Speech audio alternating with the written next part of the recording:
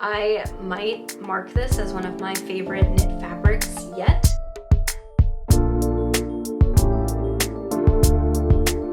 Welcome to or welcome back to my channel, Knee Knits. My name is Amy and here I talk about all things knitting, and today we have podcast episode number 21. In today's episode I'll be sharing with you a few small finished objects, the works in progress that I have on my needles right now, and sharing some yarn that I've recently acquired. This is the second podcast episode I'm filming here in a different location. I am traveling for work. I'm in Poland right now and I've been here for about 4 weeks, and I think I have about 2 weeks left of my trip, and it's been really nice. It's been super busy. Like, work has been really busy because I am working full days here Monday through Friday, but I'm still doing some work with my home office back in the US after work here because of the time difference. So work weeks have been busy. Weekends have been very busy as well, as I'm trying to do some sightseeing to take advantage of the opportunity that I have that while I'm over here. But today I surprisingly have a lot of knitting to share with you guys, so I'm really excited to dive right into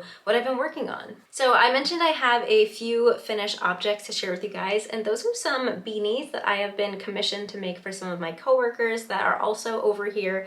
So I knew I needed to finish them before I left so I could pass them off to them.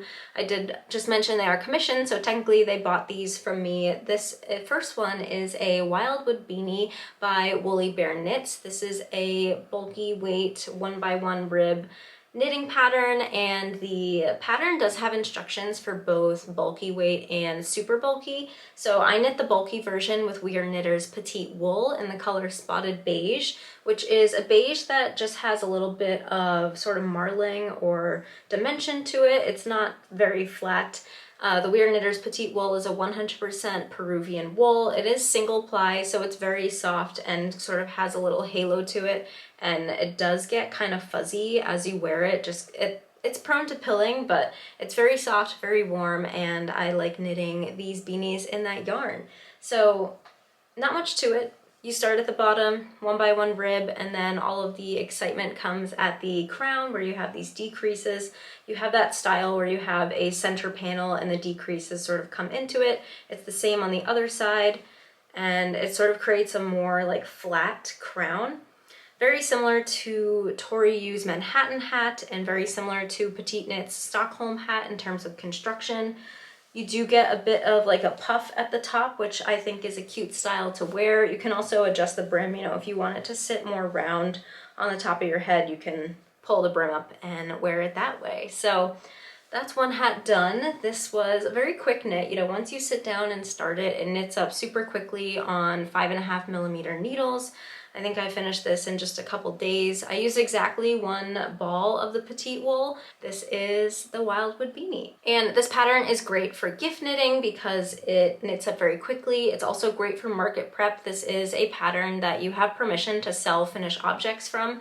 So if you're doing a market, or maybe you do want to take some commissions maybe on the side of knitting your own personal things, this is an eligible pattern because not every knitting pattern you are allowed to sell finished objects from. So if you're interested in something with that ability, I would definitely recommend the Wildwood Beanie. And this is my second finished object. It is another beanie for one of my coworkers. This is the Ammil Beanie by Bluebird Pine Shop. Now, I have mentioned this pattern before. If you're one of my viewers from the early days of my YouTube channel, I first mentioned this beanie as a Christmas gift or holiday gift recommendation pattern because it just looks really stunning and also knits up pretty quickly. So you can see it has all of these cables here. It has this sort of flower stitch or dip stitch pattern running along it as well. Has a folded brim, so it's super thick and cozy, and then I think it looks really great topped off with a pom-pom. So I knit this in We Are Knitters the petite wool as well. This is the color Sprinkled Denim. This is the adult size. This pattern comes in sizes baby through adult, which is really cool. So you can make it for anyone in your family or any friend or relative because it has the whole size range for you. Pretty easy to follow. The cables are not that bad. I mean, I don't mind cabling, so I didn't really mind doing the cables on this hat. While I was knitting it though, I did break my cable needle.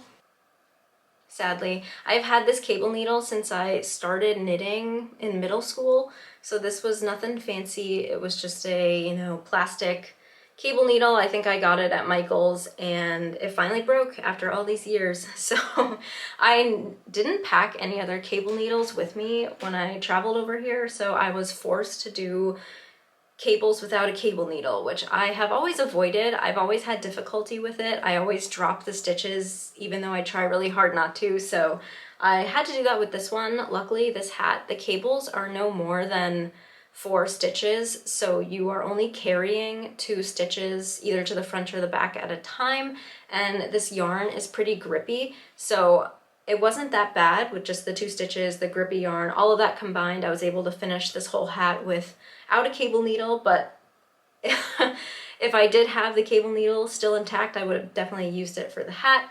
The flower stitch is very clearly explained in the pattern. There's some great pictures in the pattern document, so nothing to be intimidated by. When I first made this hat a long time ago, I'd never done a flower stitch before and learned it from the pattern and thought it was pretty easy to follow. For the pom-pom, this is a handmade pom-pom by Dear Edgar Designs.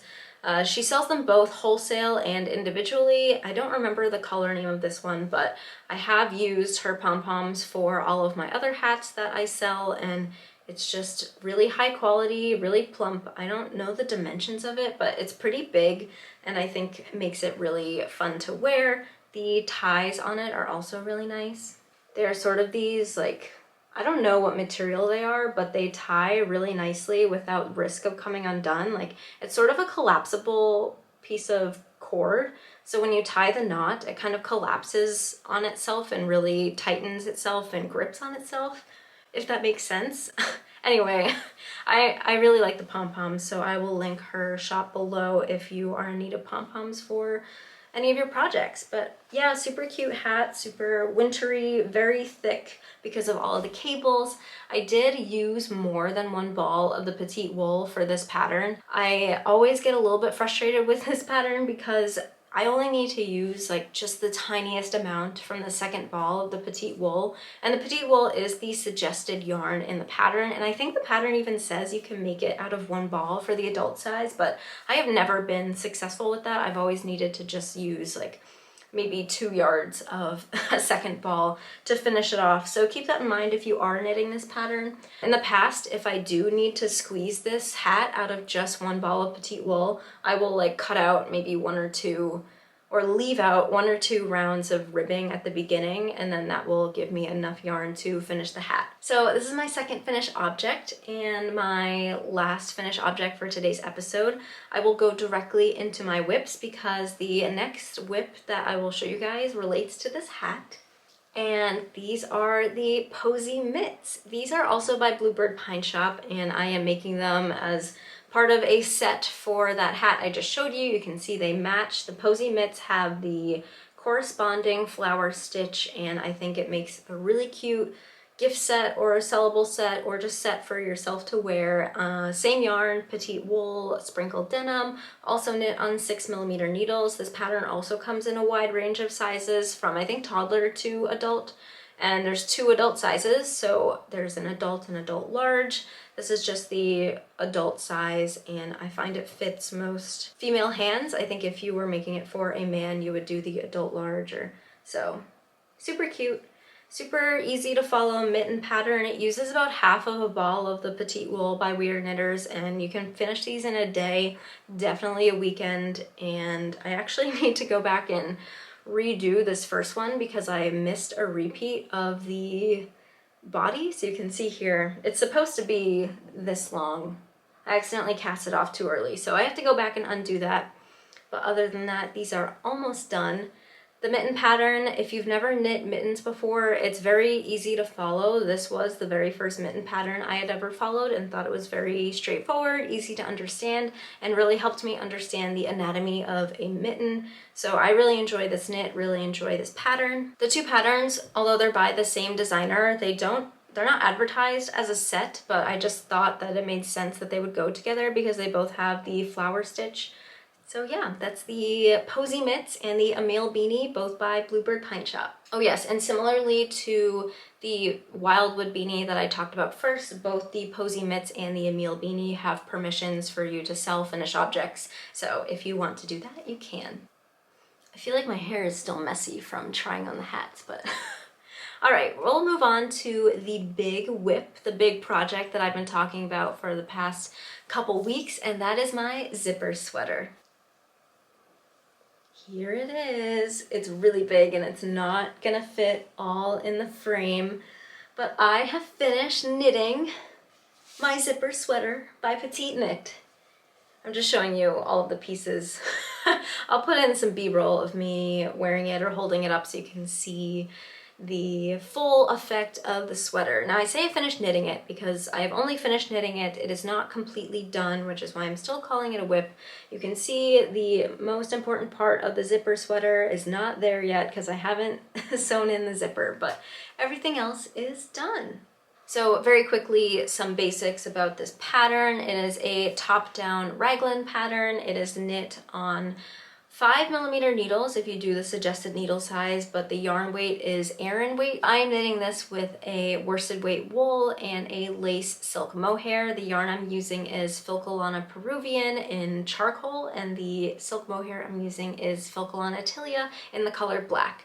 And both of those together make a very nice fabric, and I really like the color dimension of it. The charcoal yarn is kind of a melange multicolor black, so there's some lighter tones of black and gray in there, and then the Tilia is just a true black, so together they make a kind of tonal fabric. Now when I hold it close to the camera, I realized as I was editing last podcast that it does really exaggerate the color differences in the yarn. I feel like when you look at this in person and you can see when I hold it back here, it's pretty much black, you know, from a first glance, it's a black sweater. So that detail you can really only see when you're looking at it super up close. So I really like the subtlety of the fabric that that yarn combination created. I did knit mine on 5.5mm needles. I just needed to size up to meet gauge. The gauge is about 16 stitches per 4 inches or 10 centimeters. So it's a very big gauge. It knit up super quickly, at least for me, because I'm used to knitting at such smaller gauges that this just felt like it was flying off the needles, which is really exciting. So since my last podcast, I have finished the body. I was onto the body last time I saw you guys. I think I just split for sleeves. So I finished the body and the bottom ribbing. I finished both the sleeves, and then I also knit and sewed down the interior zipper facing, which you can see here. And let me just flip this inside out to show you guys the zipper facing as well. So after you're done knitting the whole sweater, you do go back. You have 5 stitches on each side of the collar that have been put on hold. So you pick those up again and you knit just a little stockinette strip, and then you connect them at the bottom to make a wider stockinette strip that you sew down with the silk mohair to the inside of the sweater, and then it gives you a nice opening to put your zipper in at the end. So yeah, that's what the zipper facing looks like from the inside. I'll turn it right side out and let's talk about yarn chicken. I played a huge game of yarn chicken with this sweater. So I was knitting the body and I got to a point where I knew I wanted to start the sleeves. I like to finish the sleeves before I finish the body because I feel like sleeves, you can't really play too much with how long or short they are. At least for me, I know how long I want my sleeves to be, so I always knit my sleeves to the length that I want, and then I go back and do the body, and depending on how much yarn I have left, I feel like there's more room to shorten or lengthen the body based on your remaining yarn. So that's what I did. So I had finished the first sleeve, and it was at this point that I started to worry about running out of yarn. I finished the first sleeve, and then I looked at what I had left, and I had under 3 balls left of the Peruvian Highland wool. Now, this whole time I'm going to be talking about this game of yarn chicken that I played. I'm only talking about the Peruvian Highland wool. I knew I had plenty of mohair, so this was strictly for the wool. So I just had less than 3 skeins of that wool. They are 50 grams each and 100 meters each. and I'm not too used to knitting with worsted weight yarn. So knitting like at this gauge, I feel like I don't have a good concept of how much yarn in one ball will give me how much fabric. You know, I feel like because I knit a ton of DK, I would have a better sense of that, but I was really going in blind here. So I was panicking and knew yarn chicken was in full force. So at that point, I had to do the whole second sleeve, I had to do the inside zipper facing, and then I also had to finish the rest of the body. So I knew that knitting the first sleeve took 1¼ balls of the wool, so I knew I needed that much to do the second sleeve. So starting out with less than 3 balls, let's just estimate I had 2.75 balls left of the yarn. I needed 1.25 balls to knit the second sleeve. So that would put me at 1½ balls to finish the zipper facing and the rest of the body. So I knit the whole second sleeve in a hurry. I don't know if this is just me, but when I start to play yarn chicken, I start to knit faster and I start to be really motivated to get through the yarn, as if knitting faster will create more yarn. I think if anything, it just satisfies my desire to know the unknown. Like, I don't know if I'm gonna run out of yarn. So if I knit faster, it'll get me closer to knowing if I will run out of yarn. So a lot of people, when they saw my progress on Instagram over the weekend, were like, wow, you knit that so fast. And I was like, yeah, I literally spent the whole weekend like staying up late and all day on my couch working on the rest of the sweater just so I could find out if I would run out of yarn or not.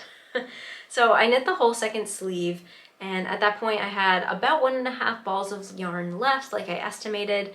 Now this whole time I don't have a scale here, my little kitchen scale that I use at home, which would have helped me tremendously because it would have given me precise amounts of how much yarn I would have had left. But I was strictly going off of visual cues and like squeezing the yarn ball to see how much I had left. So everything was an estimate. So at this point I had an estimated amount of 1½ balls left. I then went to the zipper facing, which as you can see here, does not take a lot of knitting at all. It's a very thin strip of fabric on either side. So I knit that, and then I estimated I had about 1⅓ balls of yarn. I knew it was less than half in that second ball, and I knew it was more than 1/4, again, just visually. So I was like, all right, we'll call this 1⅓.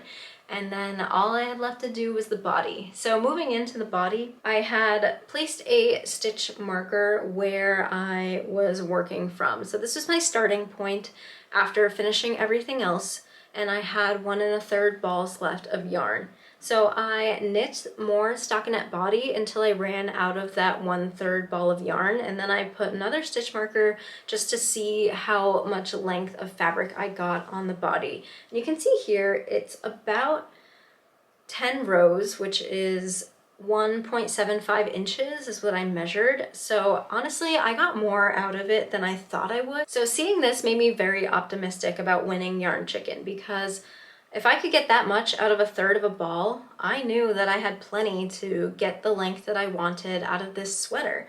So I then attached my second ball of yarn, my last ball of yarn, the full one, knit about 2 more rounds of stockinette, and then decided to start the body ribbing. So in the pattern, I did about 1 centimeter shorter than what was suggested in the pattern for starting the ribbing. So not that much, but enough where, you know, I didn't really knit this part to pattern. This is a little bit shorter. And then I did the twisted rib hem, and I did 14 rounds of twisted rib hem, and then went straight into a sewn bind off, the Italian bind off. I did not do any double knitting here at the body, and was able to finish the rest of the body with enough yarn. This is how much yarn I have left. Try and show you guys with the ball band. That much, not a lot. I think I might have been able to squeeze out like 1 or 2 more rounds of the hem if I wanted to, but obviously that would have been cutting it very close. So I am pretty happy with the length that I made the hem ribbing. This is only about 3 inches long, which is about 7 centimeters. The pattern I think wants 3½ inches. I think that's 10 centimeters, maybe? No, it's less than 10. Anyway, so yeah, my ribbing is shorter than the pattern suggested. My body is a little bit shorter than what the pattern suggested, and my sleeve is shorter than what the pattern suggested. And this is all I have left, so If you're knitting the zipper sweater and you're following Petite Knit's suggested yardage, definitely get more yarn than what she suggests. And if you're someone who normally lengthens things compared to what's suggested in the pattern, definitely get like 2 to 3 more balls, because yeah, you're gonna run out for sure if you're knitting exactly to the pattern dimensions. So you might have noticed that I did a split hem here at the bottom, which was a pattern modification. The pattern does not have a split hem, it just goes all the way around in the twisted rib. And I knew from starting this pattern that I was gonna do a split hem. It just made sense to me with this very oversized, slouchy sweater that I just wanted a split hem. I think if I had more yarn, I would have made the back longer, but I did the same amount of rounds for the front and the back, or I guess rows. You might have noticed I am not good at keeping track of rounds and rows, so I kind of use them interchangeably, which I know is not technically correct, but hopefully you guys understand what I mean. But I didn't do anything special to make the split hem. Just when I got to the ribbing, I knit exactly half the amount of stitches that were on my needles, and then turned my work to start knitting flat, put the rest of them on a stitch holder, and I also made sure that the split point was exactly centered at the underarm point. So yeah, nothing fancy. I've actually never knit a pattern that has a split hem, so I don't know if pattern designers normally do anything fancy with, you know, splitting the knitting, but I just started knitting flat. So I do have a little bit of a gap here. You can see with the stitches, they just kind of open up. I didn't do any sort of like crossing. I know some knit patterns I've seen have sort of like an overlap where they cross the stitches before they split. I didn't do that. I think it's fine. And yeah, I think it turned out pretty well. You also might have noticed that I did mention I didn't do any double knitting here at the bottom, and that's because when I did the double knitting at the sleeve cuff, I didn't really love how it looked with the twisted rib. You can see where it begins, and it's just a very like in your face line, and I think it's because the double knitting is not twisted and it just looks too weird against the twisted rib. And I even tried to twist some of the stitches, but it just really didn't come out good, or it's not something that I like. So it was something where I didn't feel like redoing the cuff. Like, I'm gonna leave these cuffs as is. I don't think you can really notice it from afar, but I knew I didn't want that ridge across the bottom hem, so I just did regular Italian bind off without it. I think it looks much better with the twisted rib. You can see the difference there. So that was the knitting adventure of this zipper sweater. I am super excited to have it off of my needles. All I have left to do is to sew in the zipper. I did block this just in some water. I didn't pack any wool wash with me, so I just soaked it in some water and then let it air dry for a few days, and we're ready to sew in the zipper. I have watched Petite Knit's tutorial video on the zipper installation this morning, so it's fresh in my mind. I'm gonna do it this afternoon. Really pleased with how it turned out. I think the fabric is just lovely. It is super soft and cozy and not scratchy at all. I know some people don't like mohair because they find it a little scratchy. This Tilia mohair is not scratchy at all, and in combination with the Filcolana Peruvian wool, this is such a nice fabric. Like, I might mark this as one of my favorite knit fabrics yet. But yeah, it's really nice. And then blocking definitely made it drapier and more flowy. And my finished dimensions on this, I have about 11 inches of positive ease. So I think it's just the perfect oversized slouchy sweater. Can't wait to see how it looks with the zipper installed, and I will show you guys how that looks in my next podcast. And with that, we will move on from projects into acquisitions. So I have a very exciting yarn acquisition section for you guys. I have some yarn that I bought on my trip to Berlin a few weekends ago. Now, I did post a yarn shopping in Berlin video earlier, so everything I'm about to share is already in that video. So if you've already seen it, feel free to skip to the next chapter. I won't be sharing anything new if you don't want to hear me say the same things twice. But if you have not seen that video, I know sometimes my podcast viewers are different from those who watch like my secondary videos, so I'm just gonna go over those yarns once more. So the first yarn store that I visited in Berlin is called Vollen Berlin, and they had such a wonderful selection of yarns that I can't normally shop at home. They had all of the Filcolana yarns. They had all of the Knitting for Olive yarns. They had all of the Sandnes Garn yarns. They had a very large selection of hand-dyed yarns. They carried Wool Dreamers, Retrosaria, Holsgarn, and there's definitely more that I'm forgetting, but very good yarn selection. And I just went straight for the Filcolana section. I knew I wanted to get some Filcolana while I'm here in Europe because it's really hard to find in the States. So one of the first yarns that I got was a sweater quantity of Filcolana Pernilla in the color light gray. So this is the Filcolana Pernilla. It is a 50-gram ball and you get 175 meters of 100% Peruvian wool. Ravelry says it's a DK. I definitely think it's more of a light DK or a sport weight just because of the yardage, 175 meters and 50 grams. This is the color light gray like I mentioned. This is one of their melange colors, so it has that sort of multi-color effect, which I really like. To pair with the Pernilla, I also got some Filcolana Attilia in the color silver. This is their silk mohair. It is a 70% kid mohair and 30% silk yarn, sold in 25-gram balls, and you get 210 meters per 25 grams.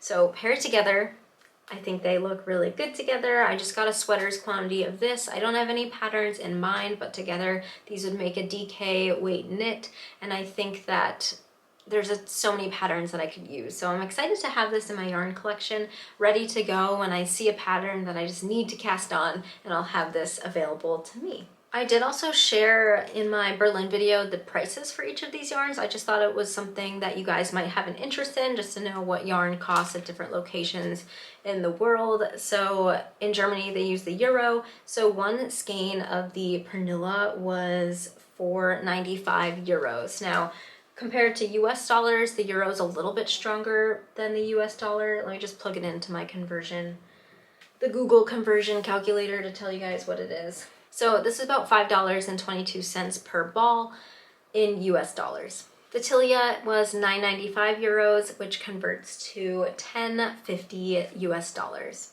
And then also from Filcolana, I got their Merci yarn, which is their fingering weight 50% superwash merino wool, 50% Pima cotton yarn. So it is a good yarn for summer knits, t-shirts, tanks, maybe even a light fingering weight long sleeve shirt for the warmer weather. This is the color Blue Violet, which I really like. I surprised myself by buying it because I kind of wanted a neutral, and this is definitely not a neutral, but I feel like it's muted enough where it's not in your face color, but it's enough just to add some visual interest. I think it'll look nice on my skin tone. All of the Merci colors kind of have this melange effect because of the two different fibers taking the dye differently. You know, it's very soft. It is the recommended yarn for Petite Knits Sunday tee, so my plan is to make that. Of course, plans could change. Probably won't work with this yarn until next spring or summer, but excited to get this as well. Each of these 50-gram balls gets you 200 meters, and each of these balls cost 6.75 euros, which is about $7.11 in US currency. Lastly, from Filcolana, I also picked up some of their Alva, which is their lace weight 100% alpaca yarn. A lot of people will use this as a second strand in a sweater as an alternative to mohair. This is also a good yarn for accessories. This is the suggested yarn, or one of the suggested yarns in Petite Knits Penny Gloves. So I got 2 skeins of each color. So this first color is called Bordeaux, which is really nice Bordeaux color.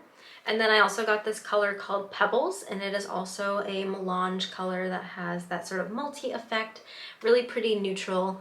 And in each of these 25-gram balls, you get 175 meters of 100% alpaca. Each of these balls was 3.90 euros, which comes out to $4.11 in US. So that was my Filcolana haul. Definitely got a lot, but I don't regret it. I'm excited to use those when I get back home. I also picked up a ball of Retrosaria Mondim, which I've heard so much about, and I think I've seen this at home, but I just wanted to pick it up while I was here because it caught my eye. They had a whole section of beautiful colors, mostly solids, but they did have a few prints.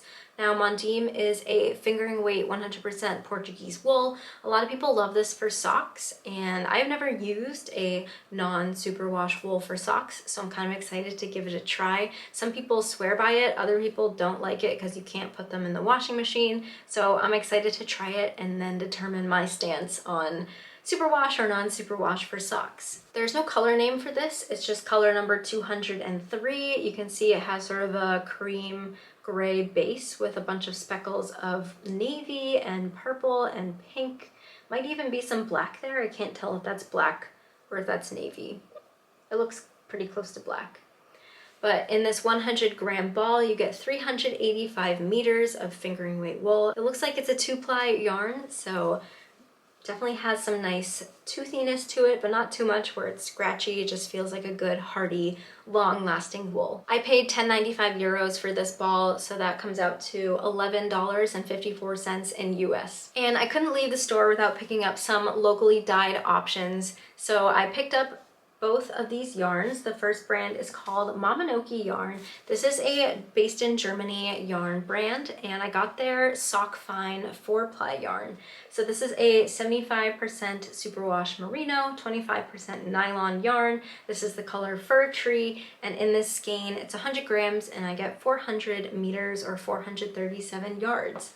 I just really liked this green color. It's a tonal green. I love the stripes of dark green and light green. I just think it will be a great yarn skein to add to my collection. And then the second option that I got was from Keats Garn. They had a whole selection of both sock yarns and some hand-dyed suris, which looked really pretty.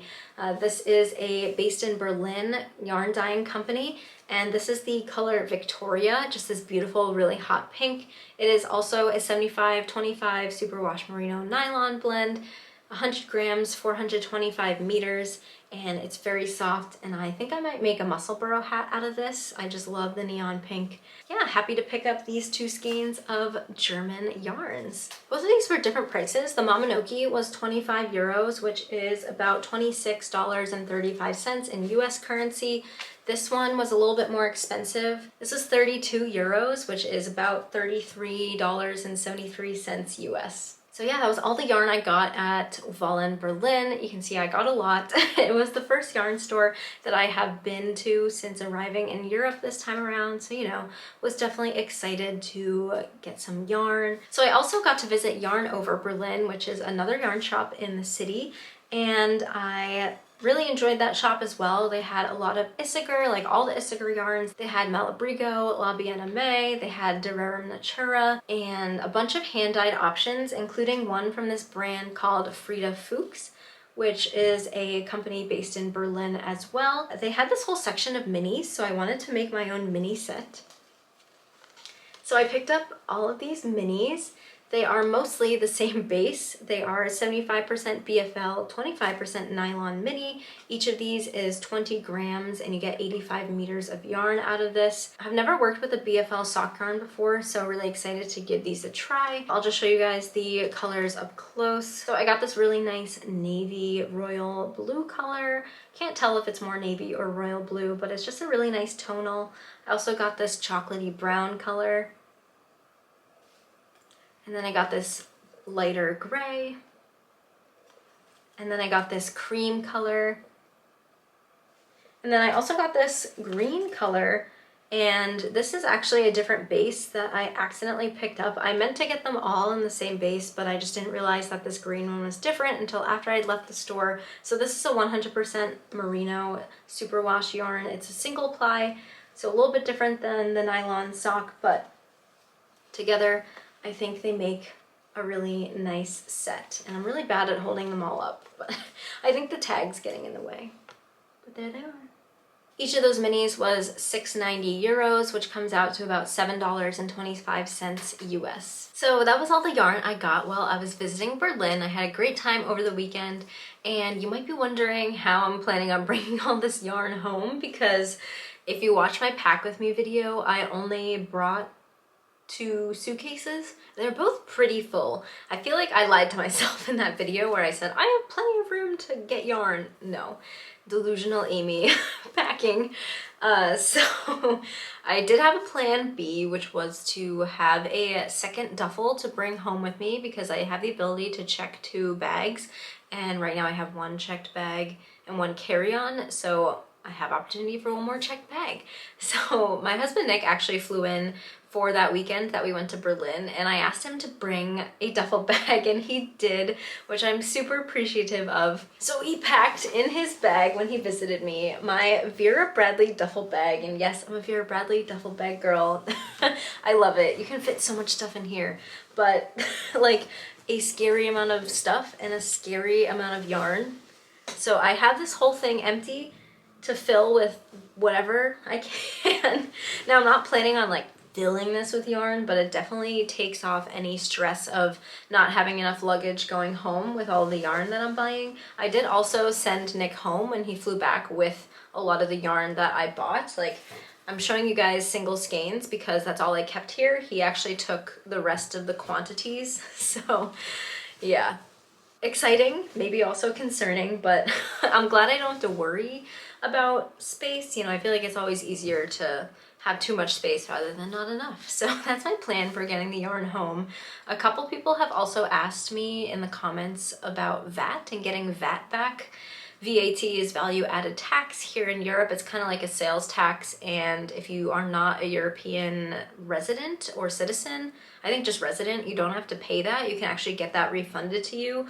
I'll be honest, I totally forgot about that when I was shopping for the yarn in Berlin, and you do have to ask about it when you check out at the register of the store you're shopping at. Not all stores participate. There are minimum spending requirements. So I think I could have asked, I just forgot, but I will keep it in mind when I do some more yarn shopping and let you know my experience with that if I go through with getting a refund on the sales tax. Again, it's all new to me, and the information I know is just from preliminary searches on the internet, and once I go through the process, or maybe attempt to go through the process, I'll be able to fill in some more gaps if you guys have an interest in that information. So the last section of today's podcast will be more Q&A. So I'm still going through some questions that you guys had asked on my Instagram quite a bit ago, but I'm excited to answer some more of your questions today, so we'll get right into them. So one of the questions I got was, where am I going in Europe? And also, it feels like you have some connections to Northern Europe.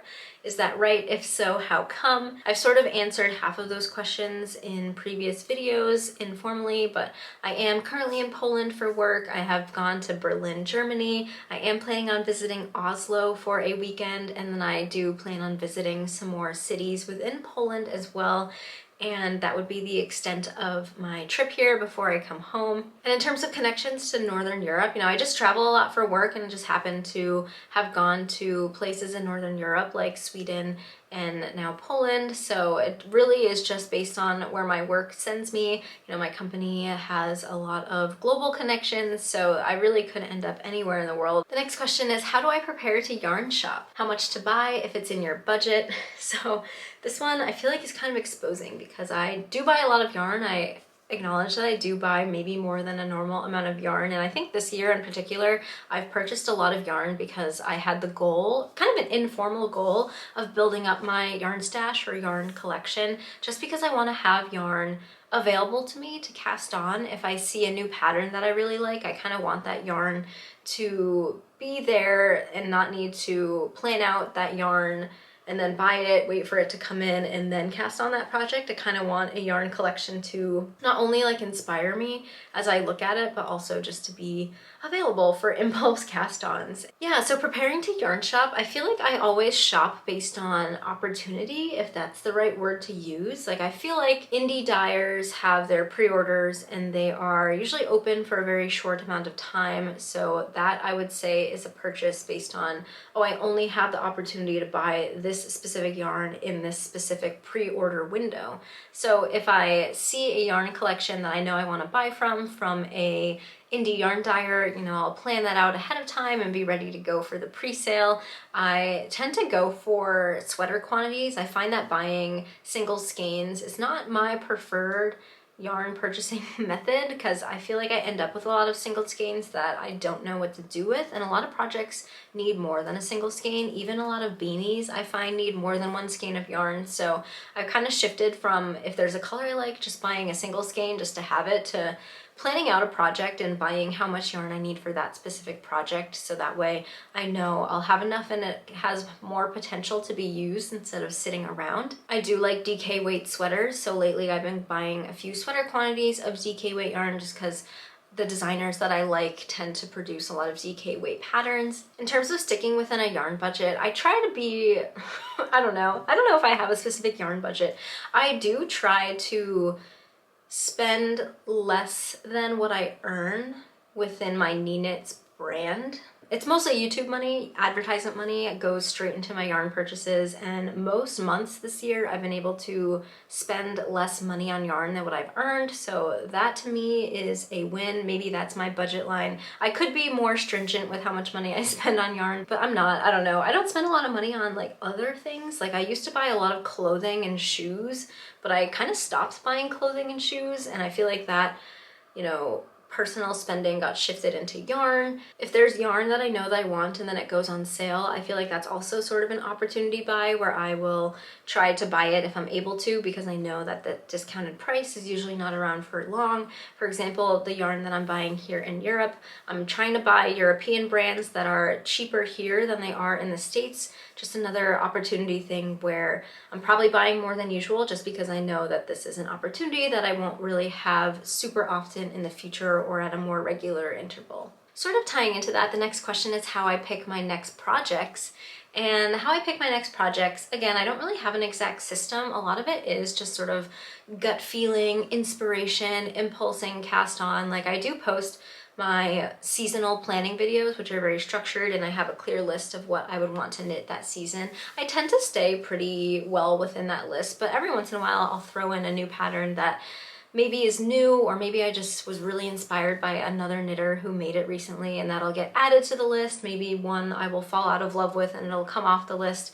And I don't really let my like plans dictate what I knit. Like if I don't want to knit something, I'm not going to. It doesn't matter if I said I would. I do use Ravelry for all of my pattern organization, so I actually use my favorites as sort of my big library of potential projects that I know I will want to knit at some point in time. And so if I'm feeling inspired, maybe by yarn, like let's say I have a DK weight sweater quantity of yarn in my yarn collection that I know I want to use, but I don't know a pattern for it, I will go into my Ravelry favorites and then sort DK sweaters and then see if any of those patterns inspire me with that yarn. So if it's motivated by yarn, that's how I will find the pattern, and then I'll add it to my queue. So I think I use my Ravelry queue in sort of an opposite way that people use their Ravelry queue. My Ravelry queue is very short because I only put something on my Ravelry queue if I know I'm going to knit it and I know what yarn I'm going to use for it. Otherwise, if it's sort of just a project or pattern that I like, it goes into my favorites. This next question is not a knitting question, it's a personal question about my favorite show of all time and my favorite movie. So I'm definitely more of a TV show person than a movie person. My favorite TV shows, I have to put down two. I feel like I couldn't pick one over the other. I love Parks and Rec and I love Seinfeld. Those are my two favorite TV shows. I have watched them both from beginning to end multiple times, and if I need something to watch but don't know what to put on, I'll usually go for one of those two. They really hit my sense of humor. I just really like those two shows. And then my favorite movie, I feel like I also couldn't pick just one. I have two different ones that are very different, but I love La La Land. La La Land I think will forever be my favorite movie. It is just so good. I love the visuals, like the colors that they use. It's just so visually pleasing. The plot line is just really tugs on your heartstrings. I always cry at the end. The music is excellent, great acting. 10 out of 10 movie. And then I also really like The Social Network, which I feel like is kind of a random pick, but I don't know, I just really like that movie. I feel like it also really makes you think, very well done, very good acting, all around good movie as well. The next question is how I started knitting, like where I learned from. And a lot of people ask this, so it was worded in a bunch of different ways, but the general question was how I started knitting. So I started knitting in middle school. I learned from one of my best friends in middle school. She knew how to knit from her mom. Her mom was very crafty. She both knit and sewed. And I saw her on the bus. We took the bus to school together and she was knitting something. And I was like, can you teach me? And she said yes. And we spent recesses learning or teaching me how to knit. So that was really fun. I basically just learned the knit stitch from her. And then from then on, my love for knitting really took off, and I taught myself how to do everything else past the knit stitch. Like I got books from the library mostly. I got some kits from like AC Moore. I feel like I used YouTube not a lot. I mean, I was in middle school So I was like less than 12 years old, so I don't really know how much time I would have spent on YouTube, but I clearly remember always going to the library and getting knitting books, and that helped me a lot. I think knitting as a child is very interesting because you are dependent on what your parents can provide for you. Like, now I just go to the yarn store and get what I want with the money that I earned, but as a child I would have to go to the yarn store with my mom and she would get me stuff. So very grateful for all of the yarn store trips that she took with me. And obviously I started out with the big box stores like AC Moore and such, but then I learned about local yarn stores and I was still pretty young, and I was like, oh, I remember this one skein of Malabrigo Mecca that I really wanted at a local yarn store, and I think it was like $20, which was a lot of money for a skein of yarn compared to anything I had bought previously with my mom, and she let me buy it and I was super excited. I don't think I knit with it for a few years after that because I just thought it was so precious. And yeah, Malabrigo yarn is really nice and really expensive, so I would still do that with Malabrigo. I would be like, yeah, I don't know if I can knit this just yet. It's too nice. I definitely knit some weird stuff in middle school and even into high school.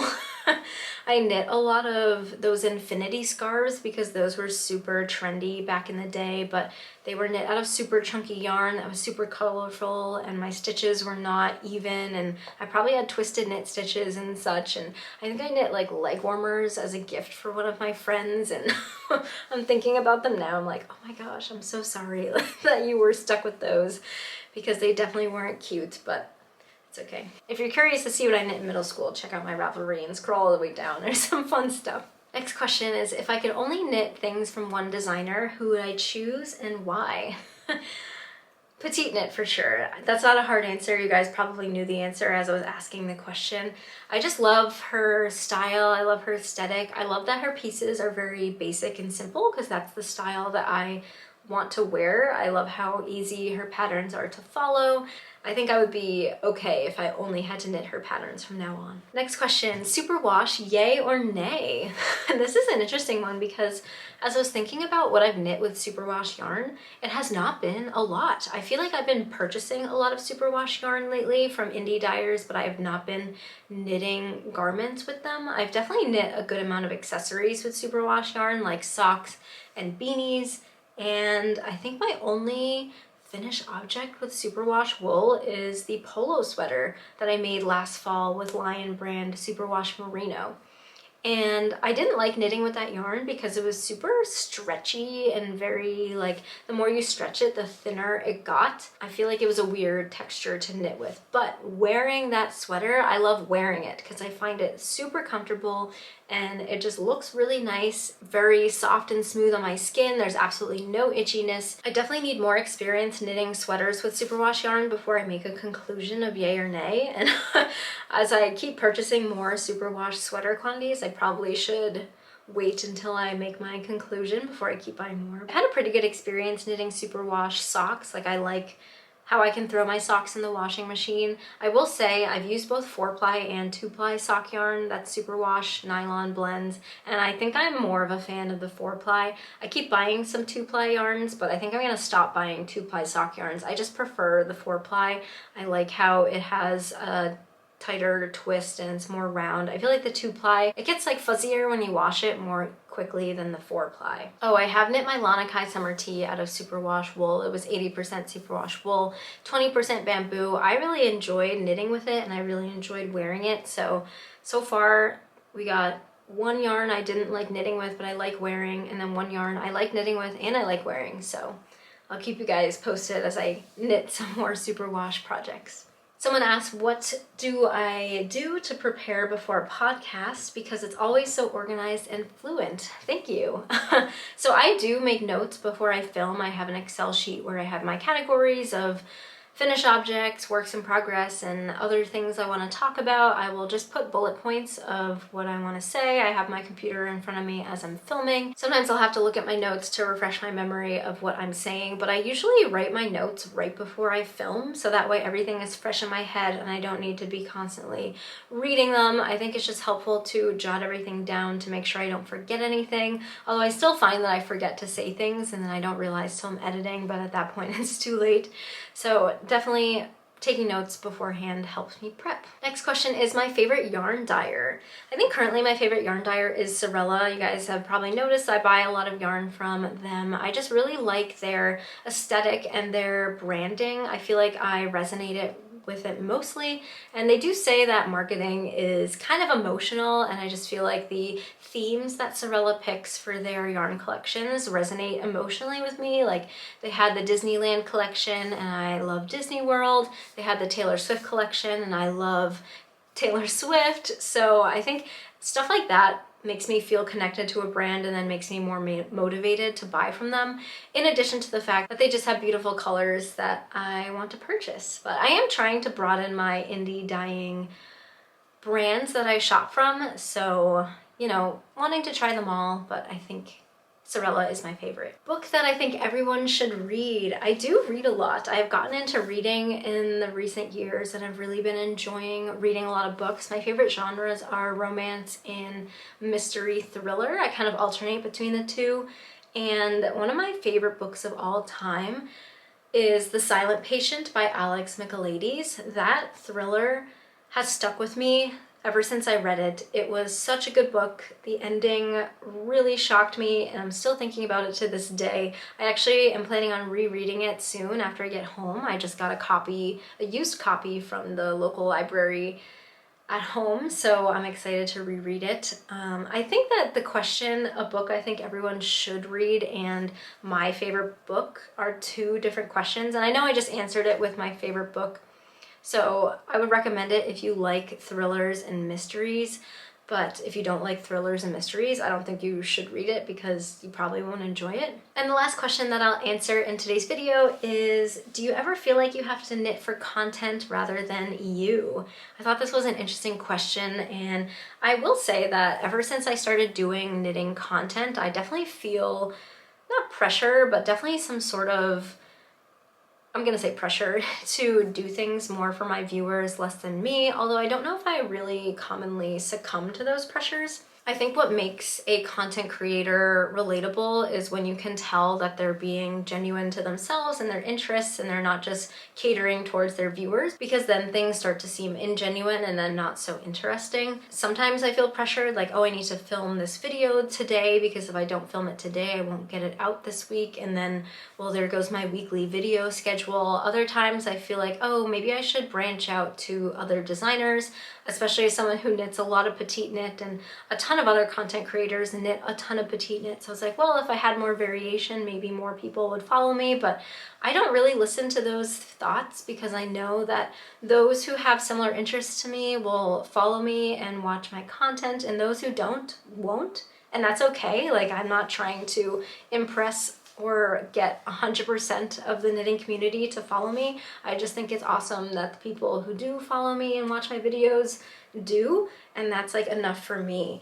I do think it helps that I do this for fun and there is some income to it, and I'm grateful for the extra income, but for me, I'm not dependent on that income. This is not my full-time job, and I would say that that takes off a lot of pressure. If you are a content creator and that is your full-time job, then I think it is a totally different mindset for content creation. But I am grateful that this is just a side thing for me because I think it gives me a lot more freedom to do what I want and not really worry about statistics of like my views or how many people liked my videos. And I'll wrap up by saying that yesterday was my 1-year anniversary with YouTube. I posted my very first video 1 year ago yesterday, which is crazy to think about. As always, thank you guys so much for watching and supporting my channel. That was the last question I was going to answer, so I will wrap up the video here. Thank you guys so much for watching once again, and following and subscribing if you do, and I will see you guys in the next video.